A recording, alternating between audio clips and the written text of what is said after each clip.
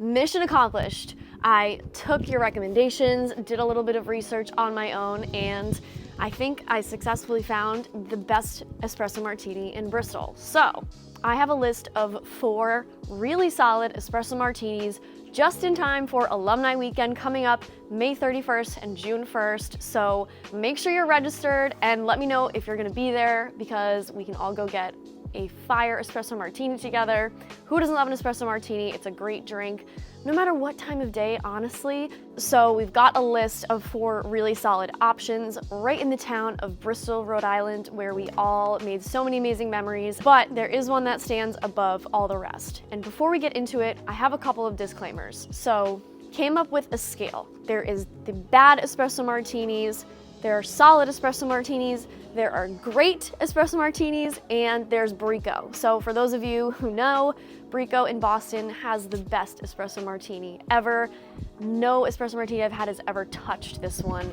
So that is like the top of the top, and I really have never found one that has ever touched it. Another disclaimer is that using real espresso in this drink is a must. I don't think it really counts as an espresso martini at all if there's no espresso in it. Pretty self-explanatory. So another really good rule of thumb for a solid espresso martini is it should be on the menu. If it's not on the menu, chances are it's probably not that great, and it's just a good rule of thumb to make sure that it's on the menu, or at least it's really well known at that restaurant before you order it. Lastly, I ordered them all with Baileys. I think this is important because I think this makes a classic espresso martini, so I did order all of these with Baileys just to make sure that it was even all across the board. So I'm gonna rank these from my least favorite to my favorite. So we're gonna start with Portside Tavern. Now, this one's a disqualification. I got this recommendation from someone, and when I got inside the restaurant, I noticed that the only drink similar to an espresso martini on this menu was a nitro cold brew martini. So a coffee drink, but not necessarily an espresso martini at all. I probably shouldn't have ordered it, but I wanted to give it a try, and I've kind of decided that we're gonna disqualify this one because it just isn't a true espresso martini.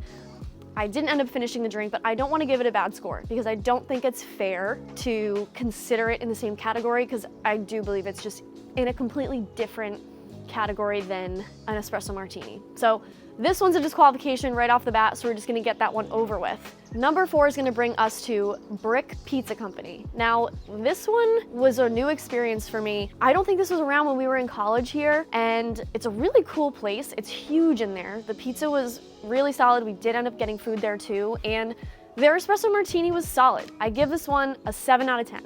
There was a good amount of foam, but the reason why it's number 4 is because it was a little too sweet for me, but it's still really solid. I didn't have any bad espresso martinis throughout this journey this weekend of trying to find the best one. So I think what made it so sweet is because they use coffee syrup in it.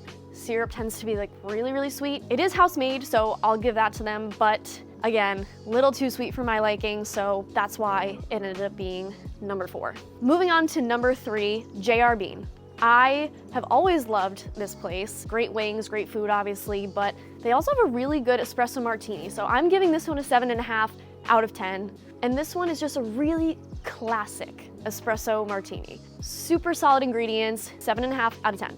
Moving on to number 2, almost at the best espresso martini, and these last 2 are absolutely amazing options. I would say these are categorized as great, not quite Brico level, but the last 2 are amazing. And number 2 is Borealis Coffee Company. It's right next to Brick, and it is such a cool vibe in there. You can get a whole bunch of coffee drinks, pastries, really great cocktails, and another really cool vibe, so highly recommend checking it out. And the espresso martini was so good. I did order it the first time and it didn't make its way in there for the first drink, so I did end up ordering a second one here with Baileys, made sure it made it in, and I'm so glad that I did because it really brought the whole drink together. It was so smooth, delicious, and it was served in a coupe glass, which honestly, I love a good coupe glass. Presentation matters, which I will talk about in the last one, in our number 1 espresso martini, but all across the board, this one was amazing, and I give it an 8 out of 10. I would consider this an above average espresso martini. So this was our first above average experience. Highly recommend you check this one out. And now for the big reveal, the best espresso martini in Bristol that we found was at the SS Dion.